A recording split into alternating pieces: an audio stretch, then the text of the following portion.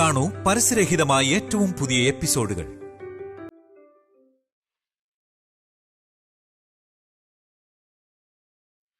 അതിരിക്കട്ടെ മോളെ, കല്യാണ പന്തലിൽ നിന്നെ ഞാൻ ഒരിടത്തും കണ്ടില്ലല്ലോ.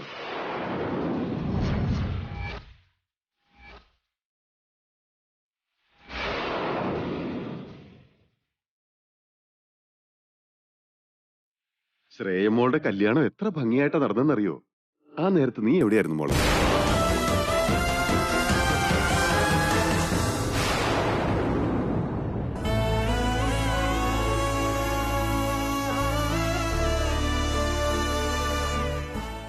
എന്റെ മോളെ നല്ല നിലയിൽ കല്യാണം കഴിച്ച് അയപ്പിക്കാൻ പറ്റുമെന്ന് എപ്പോഴും ഞാൻ പേടിച്ചിരുന്നു.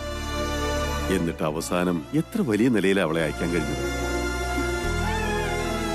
രാജകീയമായിട്ടല്ലേ അവളുടെ കല്യാണം നടന്നത്. എന്നാൽ നീ അവിടെ ഇല്ലാതിരുന്നത് എന്റെ മനസ്സിനെ വല്ലാതെ വിഷമിപ്പിക്കുന്നുണ്ടായിരുന്നു മോളെ. ചേച്ചി അവിടെ ഇല്ലായിരുന്നെന്ന് ആരാ പറഞ്ഞേ? ചേച്ചി ഉണ്ടായിരുന്നില്ലെങ്കിൽ ഈ കല്യാണം പോലും നടക്കില്ലായിരുന്നു.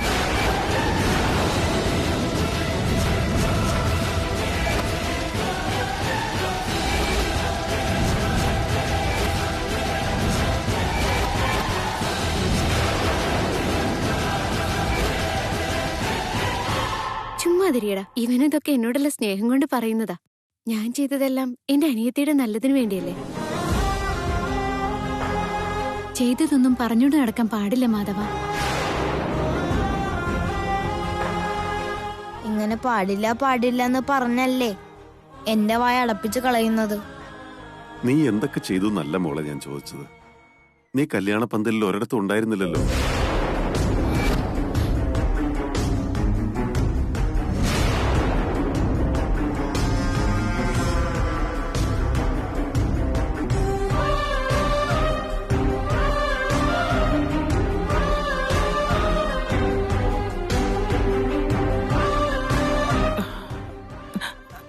അതെങ്ങനെയാ? വൈദേഹി കല്യാണപ്പന്തലിലെങ്ങാനും വന്നാ അവളുടെ കാല് തല്ലി ഒടിക്കുന്നല്ലേ അമ്മ പറഞ്ഞത്? അത് പേടിച്ചിട്ടാ.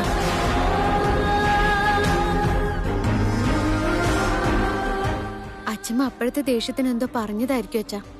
പക്ഷെ അതിനുശേഷം അച്ഛമ്മ തന്നെയല്ലേ എന്നെ കല്യാണപ്പന്തലിലേക്ക് വിളിച്ചോണ്ട് വന്നതും. അപ്പൊ അമ്മയും കൂടെ തന്നെ ഉണ്ടായിരുന്നില്ലേ? ഉണ്ടായിരുന്നു.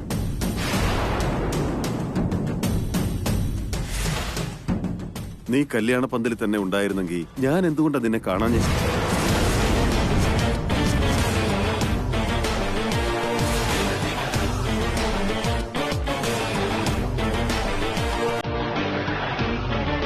തട്ടൊട്ടോണ്ട് കതിർമണ്ഡപത്തിൽ ഇരുന്നത്, ദേവേട്ടൻ താലി കിട്ടിയത് എനിക്കാണെന്ന് ഞാൻ എങ്ങനെ പറയൂ അച്ഛ?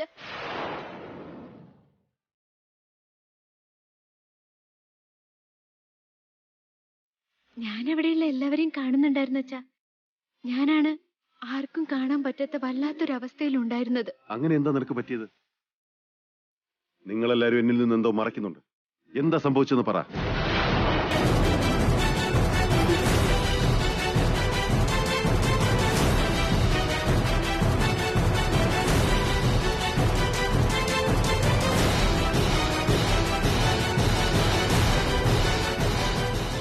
എന്റെ ഭഗവാനെ, ഇവളെങ്ങാനും തുറന്നു പറയുവോ? ഒരു കാരണവശാലും രാമേട്ട സത്യം അറിയരുത്. അറിഞ്ഞാ സഹിച്ചെന്ന് വരില്ല.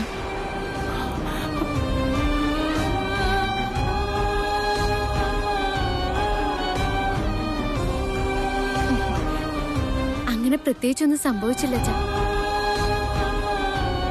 പൂജ നടക്കുമ്പോ അമ്പലത്തിൽ കയറി ചെന്നാലോ വിളക്ക് കത്തിക്കാൻ ശ്രമിച്ചാലോ ഒക്കെ അനാഥകൾക്ക് അതിനുള്ള അവകാശമില്ലെന്ന് എല്ലാരും പറയും.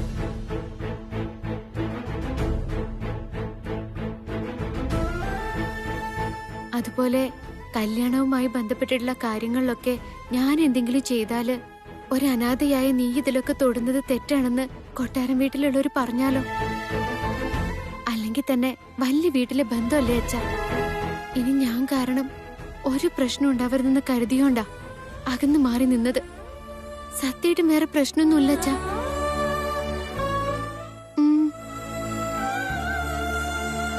നിന്നെ ദത്തെടുത്ത് നിന്റെ അച്ഛനാകാൻ കഴിഞ്ഞെങ്കിലും സമൂഹം നിനക്ക് തന്ന അനാഥ എന്ന മുദ്ര മാത്രം മായ്ക്കാൻ കഴിഞ്ഞില്ല മോളെ. ആ കളങ്കത്തിൽ നിന്ന് നിന്നെ രക്ഷിക്കാനുമായിട്ടില്ല. ഈ അച്ഛനോട് നീ ക്ഷമിക്കുക. അച്ഛൻ ക്ഷമ ചോദിക്കാൻ മാത്രം ഞാൻ എപ്പോഴാ വലിയവളായത്? ഇതുപോലൊരാൾ ഉണ്ടായിരുന്നില്ലെങ്കിൽ തെരുവ് കിടന്ന് നരകിക്കേണ്ടവളായിരുന്നില്ലേ ഞാൻ? ഇന്ന് ജീവനോടെ ഉണ്ടായിരിക്കുമെന്ന് പോലും പറയാൻ പറ്റില്ലായിരുന്നു. ഈ അനാഥയ്ക്ക് അമ്മ, അച്ഛൻ, അച്ഛമ്മ, അനിയത്തി, എന്റെ മാധവ, ഇങ്ങനെ എല്ലാരും ഉള്ളൊരു കുടുംബം തന്നെ തന്നില്ലേ അച്ഛൻ?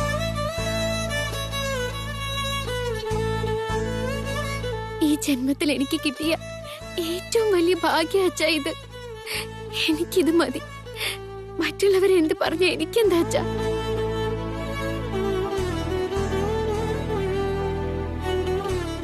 അവസരം കിട്ടിയ എന്നെ കൊണ്ടാവുന്ന വിധത്തിൽ നിങ്ങളെയൊക്കെ എനിക്ക് സഹായിക്കണം. ഞാൻ കാരണം ഒരു പ്രശ്നം ഉണ്ടാവരുത്. അതിന് ഞാൻ എന്തും ചെയ്യും. വേണമെങ്കിൽ എന്റെ ജീവൻ കളയാൻ പോലും ഞാൻ തയ്യാറാ അച്ഛ.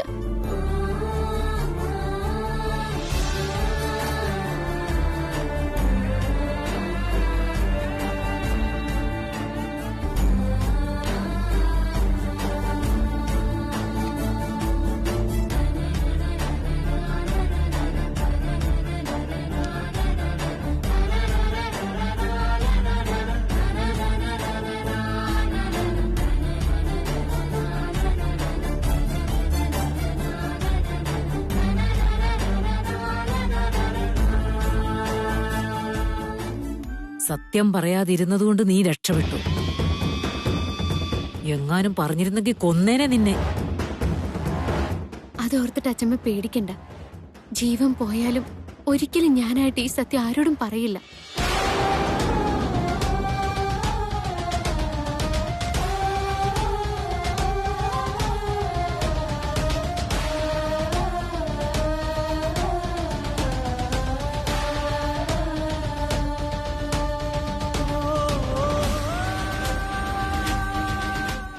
അച്ഛമ്മേ, അച്ഛമ്മ ചേച്ചി എന്നെ കൊന്നു കളഞ്ഞതാ. ഇനി അച്ഛമ്മ പുതുതായിട്ടൊന്നും കൊല്ലാനില്ല. വായടച്ചോണ്ട് പോകാൻ നോക്കണ കൊരങ്ങ. ഞാൻ എന്തായാലും പോവാ. ഈ പാപമൊക്കെ എവിടെ കൊണ്ടേ കഴുകി കളയും. ചേച്ചിയുടെ ശാപം കിട്ടാതെ നോക്കിക്കോ. ഇവരുടെയൊക്കെ പ്രവൃത്തി കാണുമ്പോ ഈ സത്യം ഒത്തിരി കാലം ഒളിപ്പിക്കാൻ പറ്റുമെന്ന് തോന്നുന്നില്ല. എന്നേക്കുമായി ഇതിനെ കുഴിച്ചു മൂടാൻ ഒരു മാർഗം കണ്ടെത്തണം.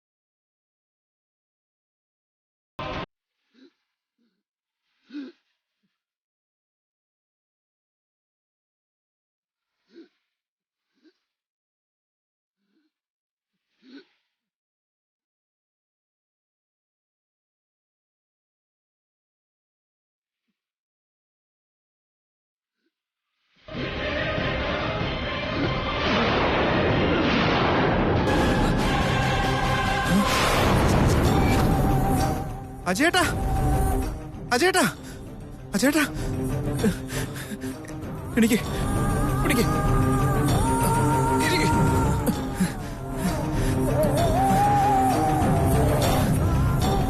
അജേട്ടാ, അജേട്ടൻ എന്നെ വിളിച്ചാ പോരായിരുന്നോ? വെള്ളം തരുമോ?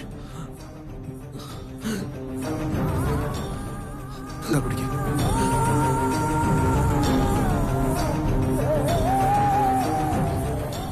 Okay, it's okay, it's okay.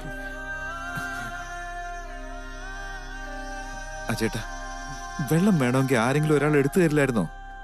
എന്തിനാ അത് എടുക്കാൻ ശ്രമിച്ചേ? വല്ലതും പറ്റിയിരുന്നെങ്കിലോ? സ്വന്തം ഭാര്യയുടെ കുത്തുവാക്കുകൾ കേട്ട് ജീവിക്കുന്നേക്കാൾ വല്ലതും പറ്റുന്നതാ ദേവ നല്ലത്. എന്താ ചേട്ടാ, എന്തിനാ ഏട്ടന്റെ കണ്ണ് നിറയുന്നേ? എന്താ പറ്റിയത്? ഒന്നും പറ്റിയില്ല ദേവ. ഇത് സങ്കടത്തിന്റെ അല്ല, ഇത് സന്തോഷത്തിന്റെ കണ്ണീര്. കല്യാണമൊക്കെ കഴിഞ്ഞ് സന്തോഷമായിട്ട് ജീവിതം തുടങ്ങിയ നിന്നെ കണ്ട് മനസ്സ് നിറഞ്ഞത് കൊണ്ടാണ്.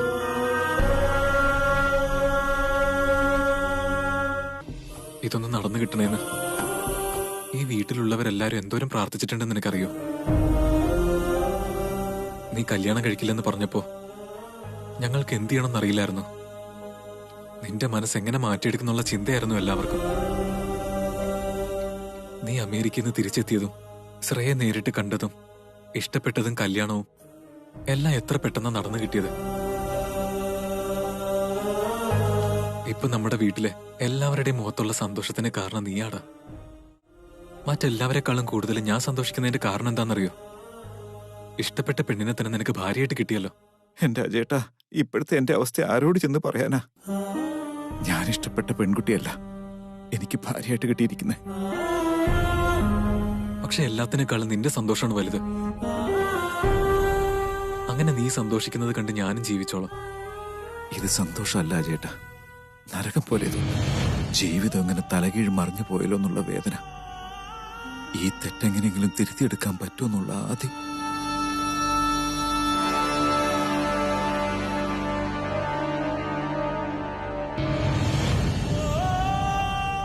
എന്താ ആലോചിക്കുന്നത് ദേവ? സന്തോഷിക്കേണ്ട സമയത്ത് നിന്റെ കണ്ണിൽ എന്തുകൊണ്ടാ കണ്ണീര് കൂടിയിട്ടുന്നത്? ഈ നൊമ്പരം മനസ്സിൽ കൊണ്ട് നടക്കാൻ പറ്റുന്നില്ല അജേട്ടാ. അജേട്ടനോട് പറയാൻ കഴിഞ്ഞിരുന്നെങ്കിൽ എന്തെങ്കിലും ഒരു വഴി കാണിച്ചു തന്നിരുന്നേനല്ലേ. എന്താ പറ്റിയത് ദേവ? അജേട്ടാ, എനിക്ക് ചേട്ടനും അനിയനും കൂടി പരസ്പരം സാന്ത്വനിപ്പിക്കലാണെന്ന് തോന്നുന്നു.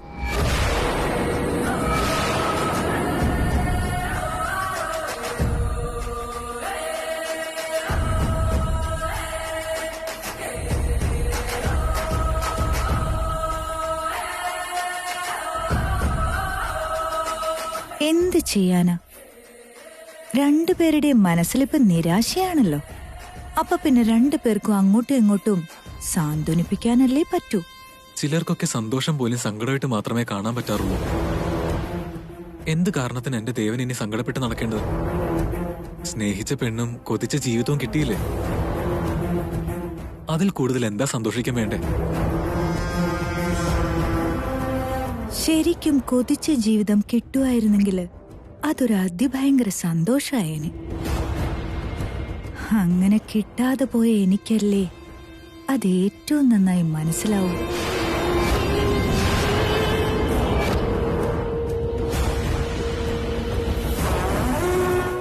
ദേവന്റെ മുഖഭാവങ്ങളൊക്കെ കാണുമ്പോ എന്തൊക്കെയോ പ്രശ്നങ്ങളുള്ളതുപോലെ തോന്നുന്നു. എന്റെ ജീവിതം പോലെ തന്നെ ഒന്നും അല്ലാതായി പോന്നൊരു പേടി തോന്നുക ദേവ. ഊർമിളെ, വേണ്ടാത്തത് പറയല്ലേ. ദേവ, നിനക്ക് സന്തോഷമായി നീ ഏട്ടനോടൊന്ന് പറയും.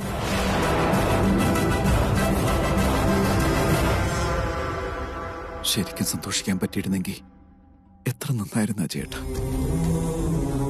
എന്ന് കരുതി സന്തോഷിക്കുന്നില്ല എന്ന് പറഞ്ഞ് ഏട്ടനെ വേദനിപ്പിക്കാനും എനിക്ക് കഴിയില്ല. സത്യം തുറന്നു പറയാനും കഴിയുന്നില്ല. എന്തിനാ എന്നോട് ഇത്രയും വലിയ ചതി ചെയ്തതെന്ന് ചോദിക്കേണ്ടവരോടൊന്ന് ചോദിക്കട്ടെ.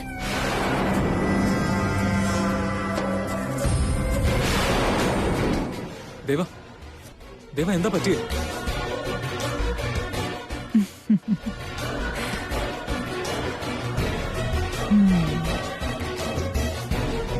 അവനൊന്നും പറയാതെ പോയെ കണ്ടില്ലേ? ഇനി എന്താ പറ്റിയെന്ന് ചോദിച്ചിട്ടെന്തിന്? ഹൃദയം പൊട്ടിയതാണോ അതോ മനസ്സ് തകർന്നതാണോ ആവോ? ശരിയാ, നിന്റെ വാക്കുകൾ കേട്ടാ കേൾക്കുന്നവരുടെ ഹൃദയം പൊട്ടി മനസ്സ് തകരുവല്ലോ ഊർമിളെ. വിനയാ, വരുന്ന ചേട്ടാ. എന്താ കാര്യം ചേട്ടാ? എന്നെ മുറിയിലേക്ക് കൂട്ടിക്കൊണ്ടുപോകും. ഇനിയും ഇവിടെ ഇങ്ങനെ ഇരിക്കുകയാണെങ്കിൽ സന്തോഷിക്കണോ സങ്കടപ്പെടണോ എന്ന് എനിക്ക് തന്നെ അറിയാത്ത അവസ്ഥയാവും.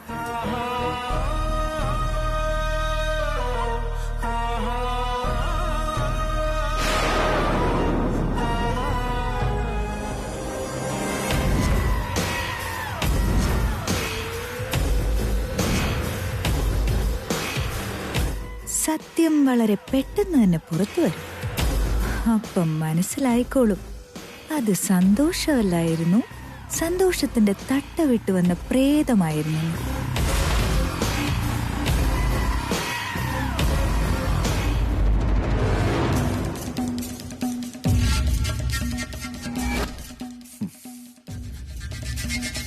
ഞാൻ നിന്റെ കഴുത്തിലാണോ താലി കെട്ടിയത്?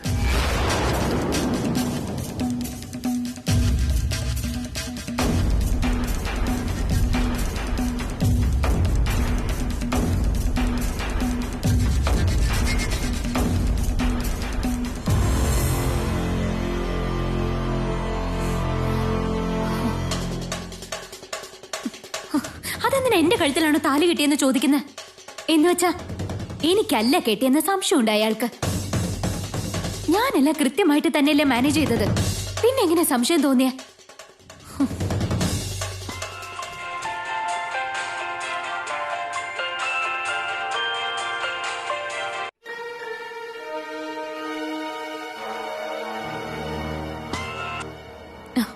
പറയൂ ജയ. ഹലോ ഹീറോയിൻ, ഇന്നലെ രാത്രി പറഞ്ഞതിനെ കുറിച്ച് ആലോചിച്ചായിരുന്നോ?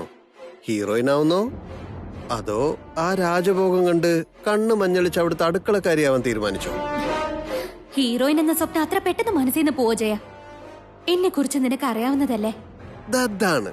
അതാണ് എന്റെ ശ്രേയ. സൗന്ദര്യം തുളുമ്പി വിളയാടുന്ന നീ ഹീറോയിൻ ആയില്ലെങ്കിൽ അത് സിനിമ ഇൻഡസ്ട്രിക്ക് വലിയൊരു നഷ്ടമായിരിക്കുവേ.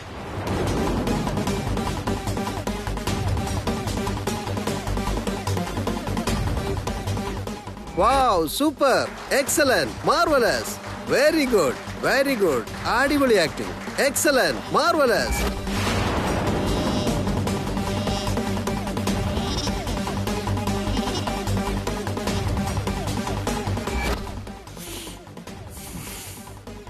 ഞാൻ നിന്റെ കഴുത്തിൽ താലി കെട്ടിയിരുന്നോ?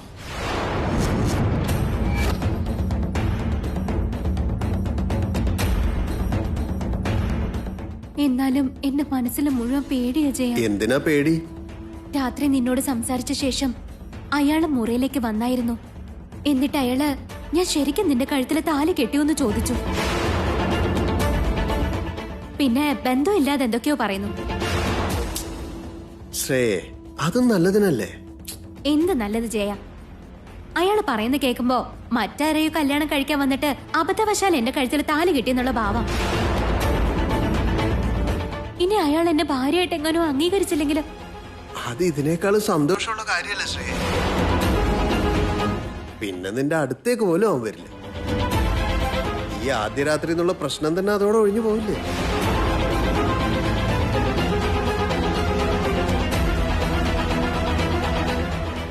എല്ലാ കാര്യങ്ങളും അച്ഛനോട് തുറന്നു പറഞ്ഞ് എന്നെ ഈ വീട്ടിൽ നിന്ന് പുറത്താക്കിയാലോ?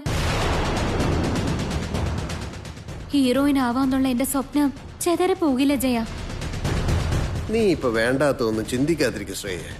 ഒരു വട്ടം താലി കെട്ടിക്കഴിഞ്ഞാ പിന്നെ ഉപേക്ഷിക്കുന്ന അത്ര എളുപ്പമല്ല. ആസ്തി വരെ ഭാഗം വെച്ച് തരേണ്ടി വരും.